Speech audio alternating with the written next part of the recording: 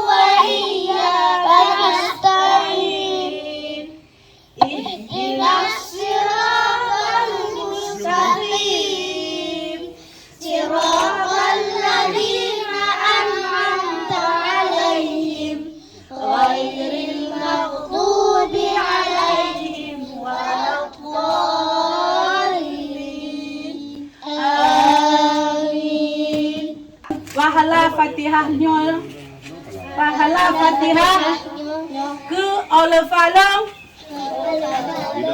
Tunku Hasan Ditirau. Merdeka!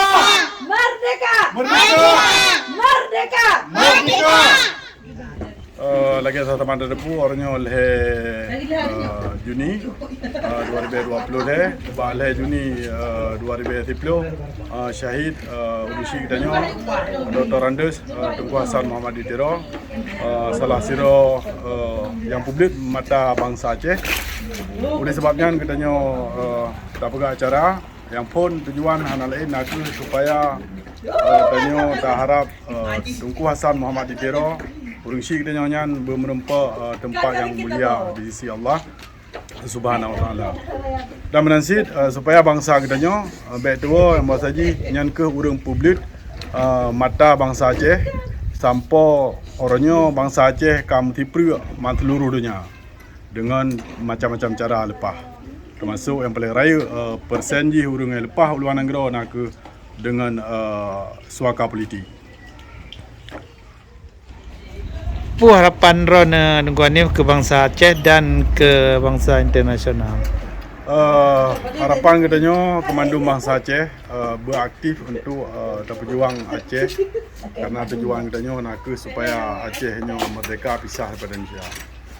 Aktifnya le cara pokok melalui sumbangan atau melalui aksi-aksi atau le tak cara kita pegang aktif. Dan harapan lu juga tu yang ke bermandung kita yang aktif karena tujuan kita yang saban yakin lon mandum masa Aceh perle Acehnya merdeka pisah daripada Indonesia.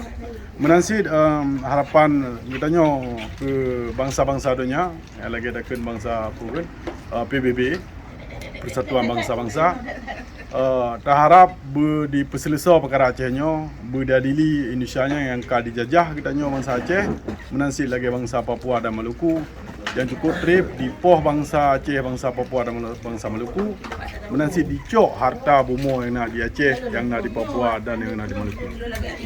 Jadi bangsa luar atau PBB-nya akan dibantu katanya apabila roh aktif. Khususnya ke bangsa Aceh yang nak di dalam negara nepa aktif dalam bidang hukuman yang mampu nak berlaku. Paling kurang lagi Syahid Urungsi kita nyobek dua netaga. Nyo saboh yang kiwan dah nasional bangsa Aceh. Meninggal Syahid pu dah pegah urang publik mata ni ada Urungsi kita nyo. So fikir lagi yang mentang ke segala harapan lun jak mandum bangsa Aceh untuk aktif. Mesti urang roh hana galak ke SNF hana bupu Nedamang ju ke hon-hon hoi galak janji mandum hon nyan mandum budaya bangsa Aceh aktif. Apabila hana galak mensabah hon yang kananya dan pedang hon lain janji ron bagi lawan Indonesia tujuan tanya merdeka negara Aceh. Musuh yang saban tujuan saban. Musuh Indonesia tujuan merdeka negara Aceh. Gamanan terima kasih. Assalamualaikum warahmatullahi taala wabarakatuh. Merdeka! Merdeka! Merdeka! Merdeka! Merdeka!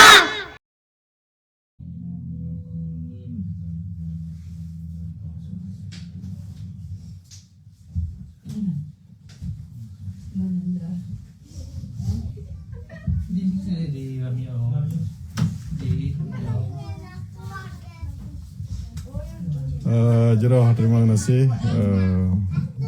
dalam top live-nya.